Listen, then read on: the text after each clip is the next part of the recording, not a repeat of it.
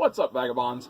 So today I have kind of a mashup of several different things for you. I have two bits and pieces of videos. One of me putting the dresser over here in this corner and fixing it the way I want it over there for storage, which is going to make it a lot easier for me to get this place cleaned up and organized because it's going to give me 9 drawers to put things in and a surface.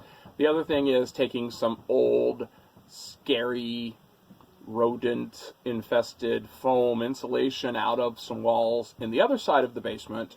Not rodent-infested anymore, I guess, because the rodents are gone, but definitely rodent-used and lived in foam insulation, which scares me in the first place because it's foam insulation and it's stuffed in and around electrical boxes and electrical wires, and I'm not an electrician, but I just don't think that that's good or safe to stuff foam. And maybe that was the standard at one time. I don't know when this was done. Perhaps that was the standard at the time when it was done. It could have been done in the 50s or 60s for all I know. But I don't think so, and I don't think that that was ever the standard. Tell me I'm wrong. Prove me wrong.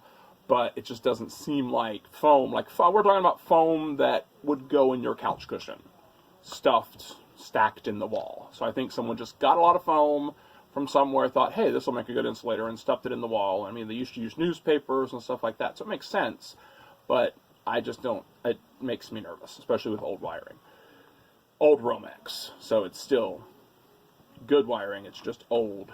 And if it gets hot and melts and starts a fire, even though it's the basement, it is underneath the house. So, yeah, I took that out, and I'm probably going to put some, I'm looking into the denim, possibly, or the regular pink fiberglass insulation to put some insulation back in there because they are exterior walls and it does tend to stay colder down here. It doesn't really get hotter during the summer. It actually stays pretty cool down here during the summer.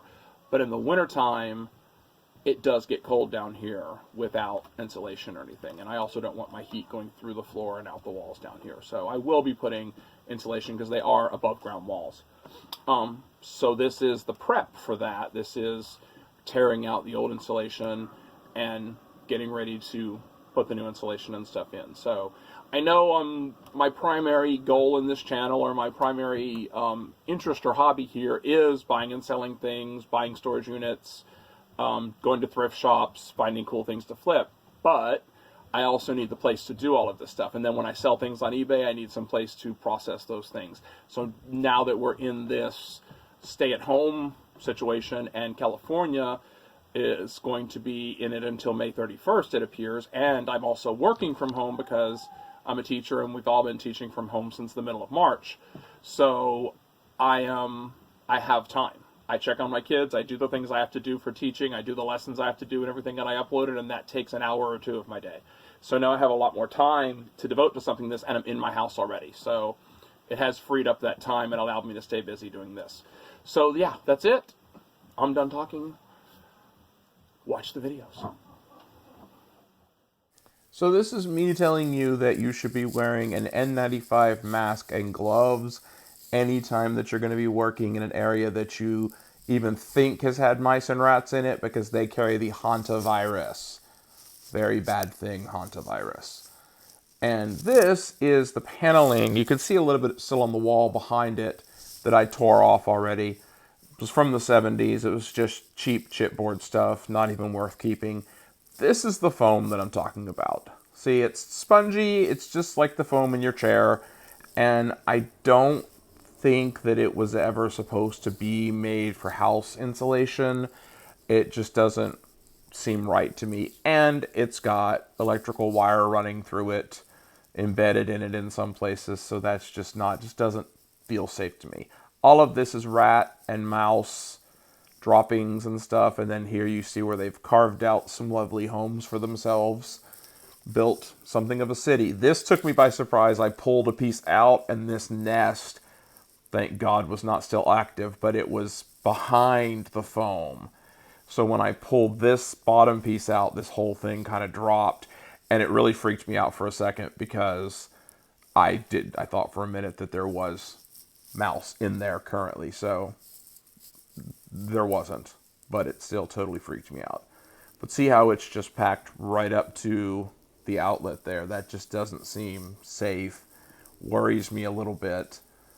So another reason why I want to take this out and put some modern insulation in here. Even though it's the basement, even though it's not a finished part of the house, it can be done better than this. I will feel better having replaced this. So this is the what the heck is this? And it turns out it's a mouse condo or a rat condo. They cleared all of this out. There's the hallway. So they cleared all of this out and chewed all the pieces out and went up into this living area right here. So you can see that's the main living area. And then down here they had started another. It wasn't as deep. But here it goes all the way in there up into that main area where they were obviously living. That's the actual nest. And then they were starting to dig down into this one.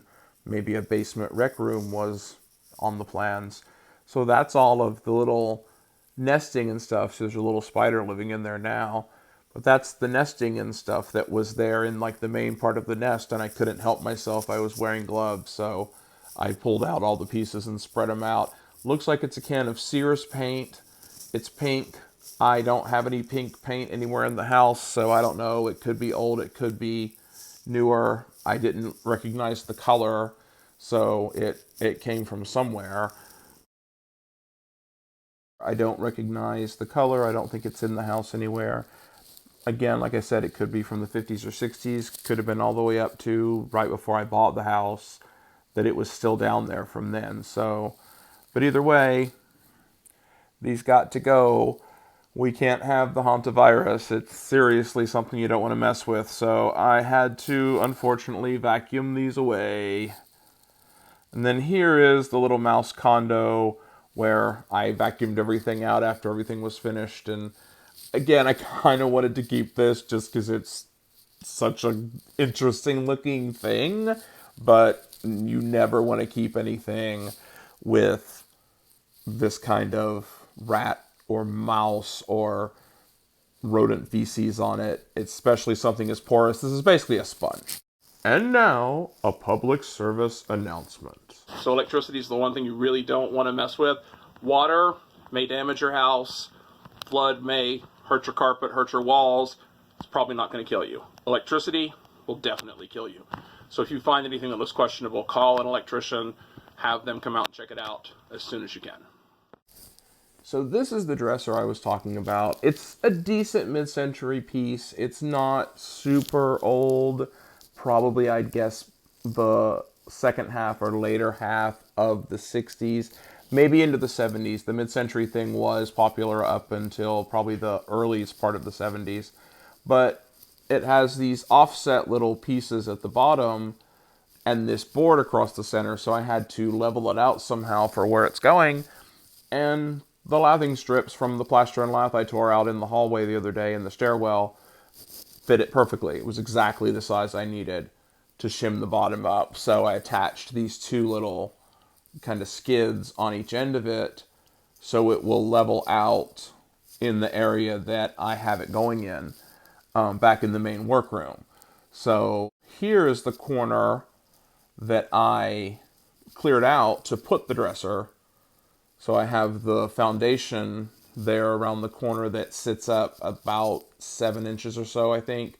So I cleared everything away. This is the wall I tore out the other day, and then the other wall is, there's the window and everything there. So the dresser is going to sit right there in that corner, like so. So that gives me a work spot at the top, and then it gives me drawers in the front. There's 9 drawers in this thing, so it'll hold a lot of stuff, so I'll really be able to organize my stuff. These are the legs that were on it. They're pretty classic mid-century modern legs. So one in each corner. It's set up 6 or 7 inches off the floor. So this really doesn't put it all that much higher than it was when it had the legs on them. And I already have a plan for these legs with another piece of furniture that I found. So I really like this dresser. It's decently constructed by today's standards. By the 60s, 70s standards, it was, probably on the cheaper side. But probably my favorite thing is how this jack stand I found in a storage unit, without the insert in it, fits perfectly to keep it exactly the way it needs to be off the ground. So that's it for today, folks. Make sure to tune in tomorrow for the next video. Go back to yesterday's video. I put the link in the description below. Make sure to put in your comment with your guess on how many pennies are in the jar. And when I reach 100 subscribers, you could win a $50 eBay gift card. See you tomorrow.